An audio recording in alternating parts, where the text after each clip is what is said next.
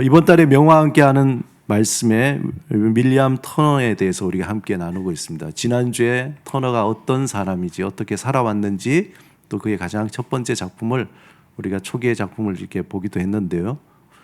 윌리엄 터너의 그 삶에는 두 명의 중요한 인물이 있습니다.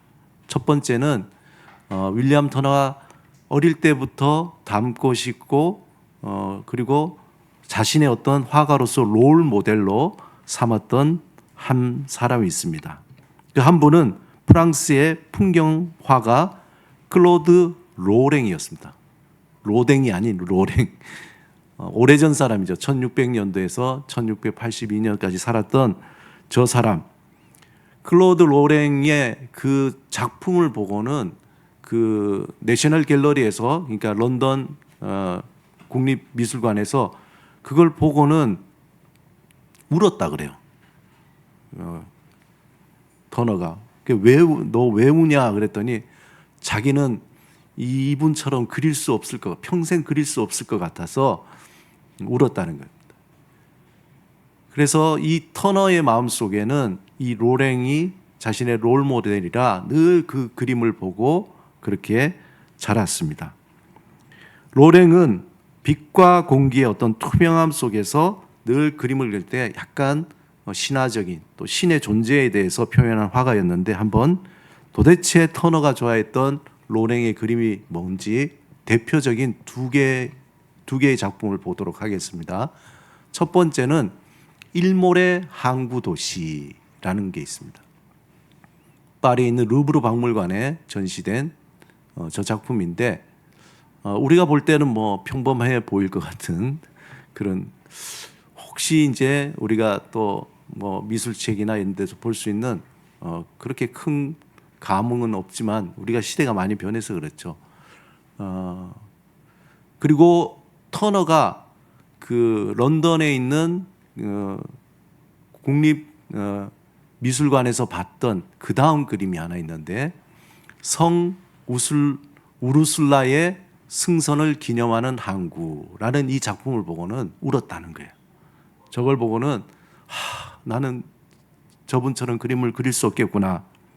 그리고는 터너가 죽을 때에, 터너는 말씀드렸잖아요. 자기의 작품을 경매나 이런 데 판매를 하지 않았어요. 자기의 모든 작품을 죽기 전에 나라에 다 기증을 했습니다. 근데 조건이 있었어요. 내가 이걸 다 기증하겠다. 그런데 조건은 뭐냐? 내 그림을 클로드 로랭 그 작품 옆에다가 걸어다오. 그렇게 했다는 겁니다. 그만큼 그렇게 로랭을 사모했던 사람. 그 정도로 로랭과 같은 예술가가 되고 싶었고, 뿐만 아니라 로랭을 뛰어넘고 싶은 화가였습니다. 한번 얼마나 닮고 싶었는데 그 다음 보면은 비교해 볼게요. 그림이 비슷하죠. 지난주에 본 터너의 그림이었는데, 왼쪽에 보면은 클로드 로랭의 방금 본 성 우르술라의 승선을 기념하는 항구이고, 두 번째는 윌리엄 터너의 카르타고를 건설하는 디도라는, 구도나 색감이나 다 비슷하죠. 그만큼 그렇게 원했던 거예요. 화가들 중에 그런 분들이 많이 있습니다. 예. 고흐는 밀레를 너무나 좋아했기 때문에 밀레의 그림을 많이 모사를 했던 것도 있거든요. 어떤 거는 너무나 비슷한 그런 구도나 색상의 그림도 있습니다. 또 터너에게 있어서 또 지대한 영향을 끼친 한 분이 있는데, 그분은 다름 아닌 그의 아버지, 윌리엄 터너의 아버지의 이름도 윌리엄 터너예요. 똑같이 이름이 똑같아요. 근데 아버지의 직업이 뭐였습니까? 위대한 화가가 아니라 그냥 동네 이발소의 이발사였어요. 그런데 터너의 아버지가 있었기 때문에 오늘날에 터너가 있었다는 이야기를 합니다. 왜냐하면은 터너의 아버지는 일찍부터 터너의 그 재능을 알아보고 이발소에 오는 많은 그 화가들과 유명인들에게 자신의 아들의 작품을 보여주고, 그러다가 그 작품을 본 화가들이 터너를 발견하게 되고, 그리고 아낌없이 재정이든 무엇이든지 계속해서 터너를 위해서 적극적으로 후원하고 지원했습니다. 그리고 그렇게 지원하고 끝낸 것이 아니라 평생 아들의 작업실에서 그림의 테두리를 닦고 캔버스를 만들고 그리고 색감을 물감을 섞어주고 하는 그런 허드렛 일을 죽을 때까지 터너 옆에서 그렇게 했습니다. 다음 주에 우리가 미스터 터너 영화를 보는데 거기에 장면이 나와요. 저분이 아버지인지 하인인지 모를 정도로 그만큼 헌신하는 모습이 나옵니다. 세상은 천재 화가를 주목했지만 터너는 아버지의 그 묵묵한 헌신 속에서 사랑의 빛을 받은 거죠. 터너가 그렇게 자신 있게 자신의 예술의 세계를 펼쳐나갈 수 있었던 것은 그의 아버지의 헌신이죠. 헌신적인 섬김이 있었기 때문에 그는 오롯이 자기의 작품 속에 몰입할 수 있었던 겁니다. 그리고 그는 그만의 예술 세계를 마침내 이루어낸 거죠. 터너는 나는 내가 본 빛을 그릴 뿐이다 라고 그의 예술 세계를 통해서 정말 그 자신의 어떤 작품을 통해서 내가 유명해지고 또 작품을 통해서 내가 부를 얻고 또 작품을 통해서 뭔가 세상에 어떤 자기 이름을 드러내려고 한 것이 아니라 그 작품 그 자체로 자신의 어떤 예술 화가로서의 그 행위 자체로 순수하게 살았던 사람이었어요. 그래서 그는 화가로서 훌륭한 점은 세상의 인정을 구하지 않았다는 거예요. 대신에 자신을 빛의 통로로 영원히 남기를 바랬던 사람입니다.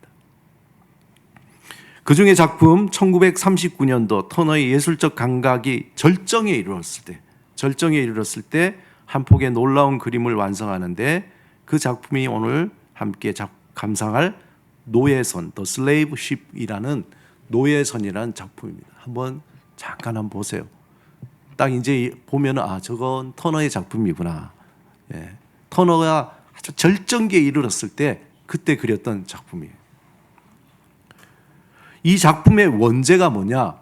원래 제목은 노예선이기보다는 길어요. 지난주처럼 태풍이 닥치자 갑판 너머 바다 위로 던져진 죽었거나 죽어가는 노예들. 이게 이제 원래 제목이에요. 원래 제목. 저걸 딱 보면 저게 어떤 상황이구나라는 것을 우리가 좀 감을 잡을 수 있죠. 다시 한번 그림을 보실까요? 이 그림을 보니까 멀리서 보면은 그냥 이렇게 태양 같기도 하고 그냥 잘 우리가 구분이 안 되죠. 이것은 예술과 윤리 그리고 자연과 인간의 관계를 아주 통렬하게 보여주는, 어떻게 보면은 이 제목 자체가 하나의 윤리적 선언문처럼 그렇게 보입니다.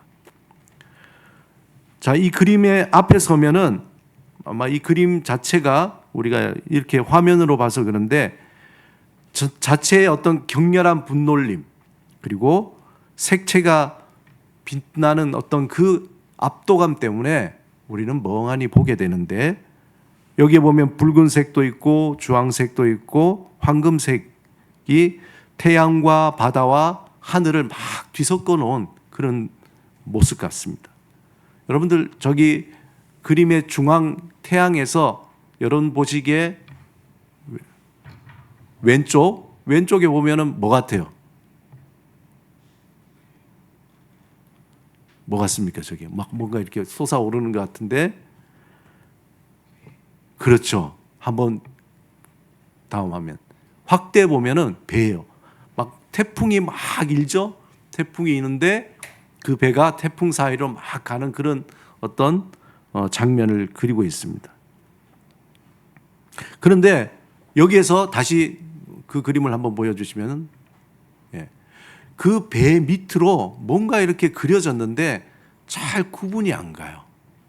그래서 그 배 아래쪽을 확대해 보면은 깜짝 놀란 장면을 그려놨습니다. 저기 보세요. 파도 속에 저게 뭘까요? 뭐 같죠? 해초? 좀 더 확대했어야 되는데 손이에요, 손. 그 얘기 뭡니까? 물속에 사람이 빠져 있는 거죠.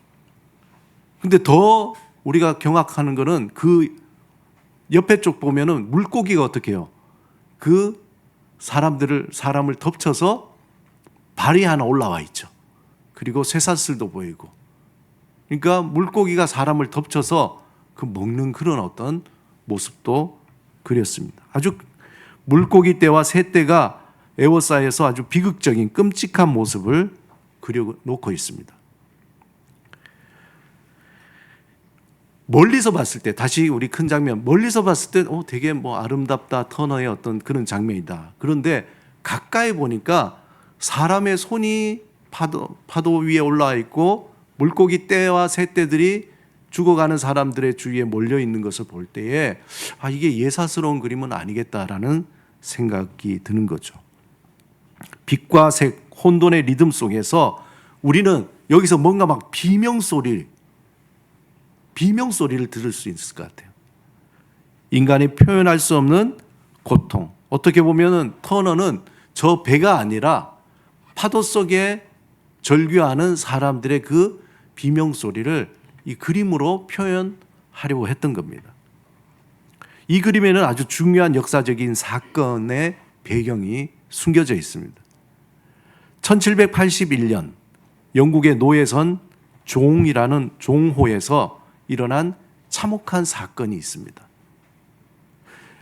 이 노예선이니까 노예를 가득 실었겠죠. 그리고 배를 타고 가는 데에 전염병이 돈 거예요.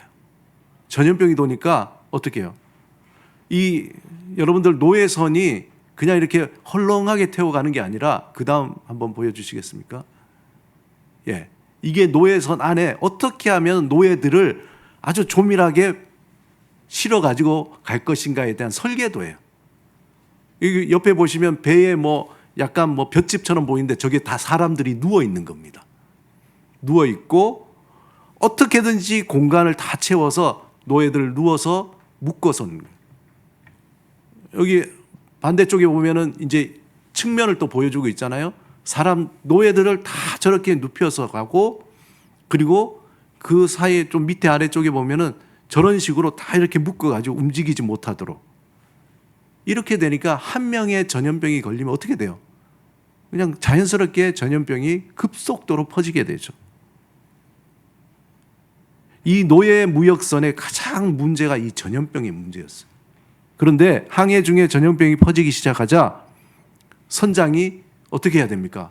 병든 사람을 데리고 와서 고치고 어떻게 조치를 취해야 되잖아요. 근데 이 선장은 뭘 이 노예가 사람으로 보이지 않은 거죠. 자신의 돈을 벌게 하는 하나의 수단으로 보인 거예요. 그러니까 선장은 먼저 생각한 게 보험금 생각하는 거예요. 보험금 계산을 위해서 병든 노예를 무려 132명을 바다에 던져버린 거예요. 왜 그랬냐면은 그 이유는 하나였는데 병으로 죽은 노예는 보험금 지급 대상이 안 되는 거예요.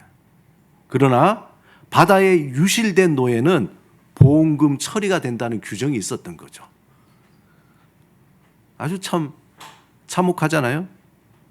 그러니까 이 보험금 처리된다는 이것 때문에 이 132명이나 되는 그리고 노예뿐만 아니라 이때 바다에 빠질 때는 그 엄마와 아이들도 있었다는 거예요. 그걸 무참하게 다 바다에 던져버린 거예요. 아까 그 그림에 나온 그 손은 바로 그들입니다.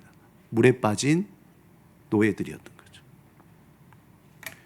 선장은 자신의 이익을 위해서, 성과를 위해서, 생존을 위해서, 자기가 살기 위해서, 자기 어떤 돈을 벌기 위해서 인간을 도구로 취급했다는 겁니다. 이 일이 있은 후에 이 터너는 이 사건을 알고 분노한 거죠. 그리고는 터너가 살던 그때도 여전히 노예들이 그 무역선들이 왔다 갔다 했을 때인데 60년 후에 인간의 탐욕이 남긴 이 죄의 현장을 그림으로 재현했던 거예요. 그는 자신의 어떤 그림으로 회화의 언어로 인간의 참혹함을 고발한 겁니다. 그래서 너희들은 다 끝났다고 생각하고 물에 빠진 사람들이 죽어서 없어졌다고 생각하지만 이 파도는 알고 있다. 이 자연은 알고 있다. 자연은 그 모든 너의 악행을 알고 있는 증인이다라는 것을 고발한 거예요. 그 메시지를 전한 거죠. 그리고는 여러분 이 그림을 다시 한번 보면 이 성난 파도는 뭐 같아요? 그냥 파도가 아니라 그 악행을 저지른 그 선장, 그 인간의 잔인함에 대한 하나님의 어떤 심판의 파도 같지 않아요? 저 태양은 그 죄를 낱낱이 밝히는 하나의 하나님의 심판의 빛과 같지 않습니까? 그걸 보는 거예요. 런던에서 사람들이 저 작품을 봤을 때 그 사건을 알고 있었죠. 그 이후에 보험금을 못 탔어요. 이게 어떻게 됐냐면은 그 속이고 그렇게 재판장에 갔는데 재판장이 이 사람이 물에 노예들을 던진 것을 제보를 받게 되고 결국에는 패소하게 됩니다. 아마 그 사람들은 그 사건을 알고 있었죠. 그러면서 야, 정말 노예 제도가 이게 이 노예 무역상을 폐지해야 되겠다라는 그런 사회적인 어떤 환경이 조성이 된 겁니다. 실제로 이 일을 통하여서 노예 무역 폐지 운동이 일어나기 시작했던 거죠. 인간이 만든 법과 이익은 허망하게 무너지고 대자연의 정의가 모든 것을 휩쓸 것이다. 하나님의 정의, 하나님의 그 심판에 의해서 인간의 모든 것들은 다 드러난다는 것을 터너는 이 작품을 통해서 보여주고 싶었던 거예요. 터너는 그 빛은 단순한 자연의 묘사가 아니라 그에게 빛은 하나님의 상징이자 진리의 메타포, 하나의 그런 상징으로 보인 거죠. 이 노예선에서 빛은 인간의 죄악을 드러내는 심판의 빛이자 동시에 회개를 촉구하는 은혜의 빛이라는 거예요.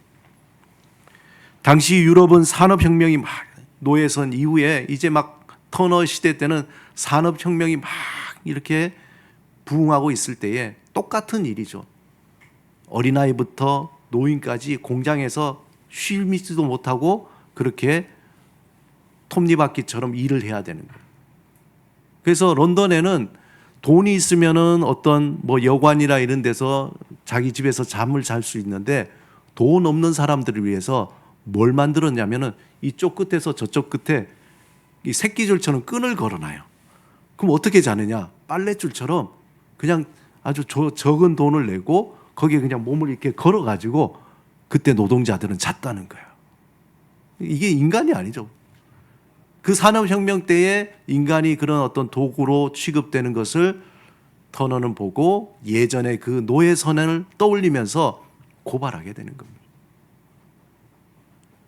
당시 유럽은 산업혁명으로 물질적인 번영을 누렸지만 이면에는 노예 무역이 여전하고 식민지를 수탈하고 노동이 착취가 자리를 잡고 있을 때에 그 문명 개발이라는 어떤 그 어떤 미명하에 뒤에 있는 그림자를 폭로한 겁니다. 어떻게 보면은 터너의 붓은 단순한 예술의 도구가 아니라 예언자의 나팔과도 같은 거죠. 최근에 언론의 한 유명 베이커리 카페에서 직원이 가로사로 죽은 사건이 있었습니다. 제가 그 기사를 보면서 또 이렇게 설교를 준비하니까 이게 오버랩이 되는 거예요. 그걸 대처하는 그 기업이나 그 대표의 어떤 그 태도가 저를 분노하게 하더라고요. 이 사건이 터지고 난 후에 회사의 대처는 한 인간에 대한 인격이 아니라 그냥 겉으로는 포장되어 있는 어떤 뭐 아름다움, 겉으로는 포장되어 있는 뭔가 자기를 찾는 그런 어떤 철학 이런 걸로 포장되지만 실제로는 그 안에 한 사람의 인격을 무시하는 그러한 자신만의 성공을 위한 도구로 여기게 되는 거죠. 터너는 이 작품을 통해서 예술을 사회의 양심으로 끌어올린 거예요. 이 대단한 작품이 된 거예요. 이 일을 통해서 엄청난 파장이 일어나게 된 거죠. 그는 노예 해방 운동인 이 일을 통해서 윌리엄 윌버포스, 우리가 유명한 영국의 국회의원이죠. 이 사람을 통해서 결국 영국의 노예 제도가 폐지가 돼요. 그 외에도 많은 인권 운동에 공감하면서 그들의 여러 가지 영향력들이 커지게 된 거죠.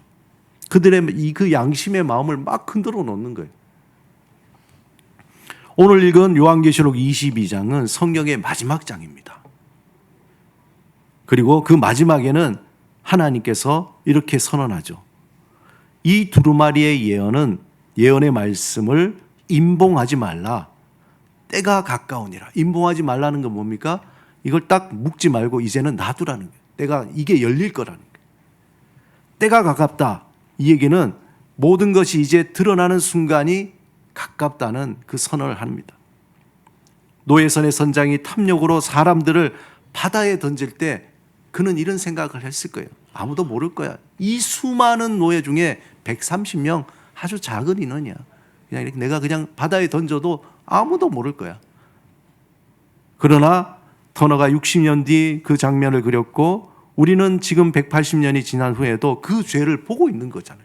그 사람이 무슨 짓을 했는지 우리는 계속 보고 있는 거예요. 오늘 본문 11절을 우리 같이 함께 읽겠습니다. 시작. 불의를 행하는 자는 그대로 불의를 행하고 더러운 자는 그대로 더럽고 의로운 자는 그대로 의를 행하고 거룩한 자는 그대로 거룩하게 하라.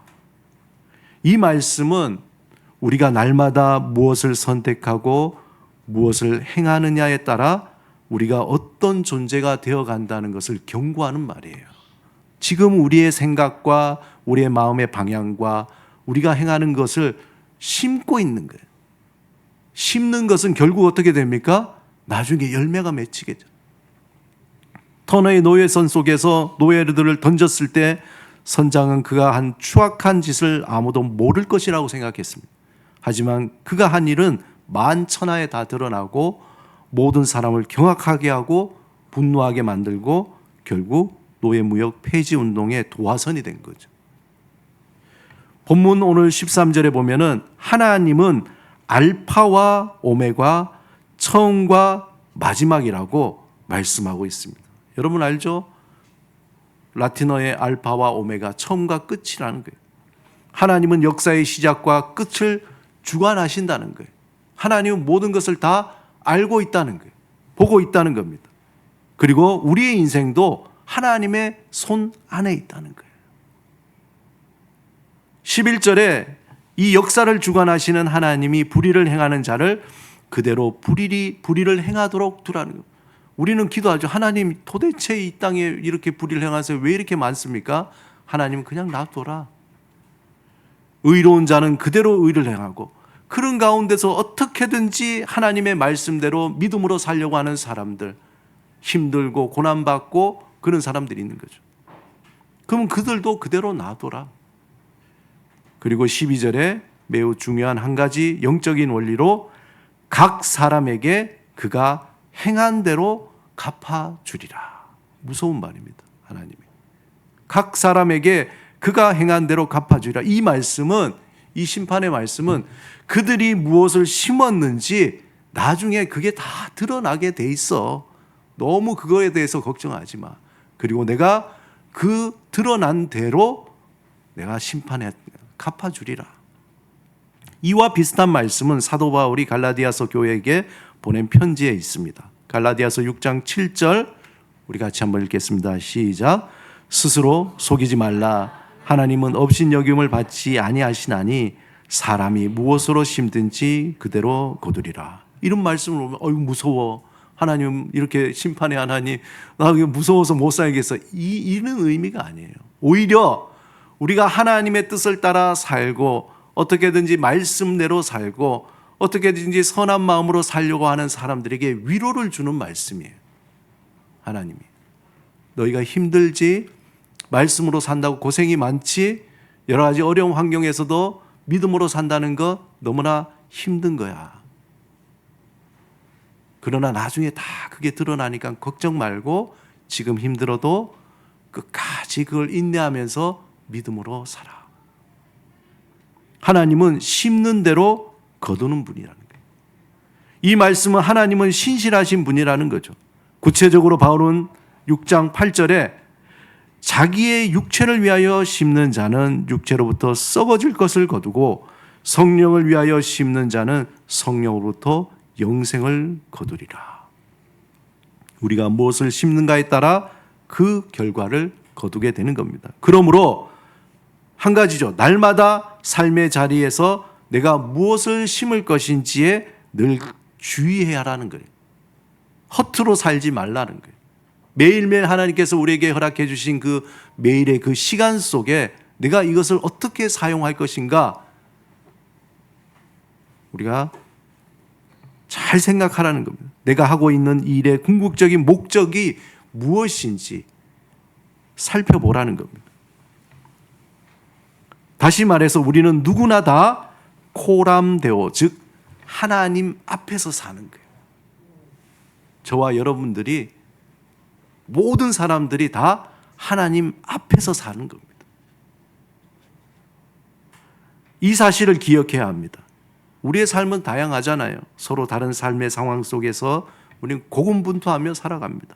직장으로, 학생으로, 또한 가정에서 각자의 그 삶에서 때로는 기뻐하지만 때로는 절망의 깊은 수렁에 빠져서 모든 걸 포기하고 싶을 때도 있죠.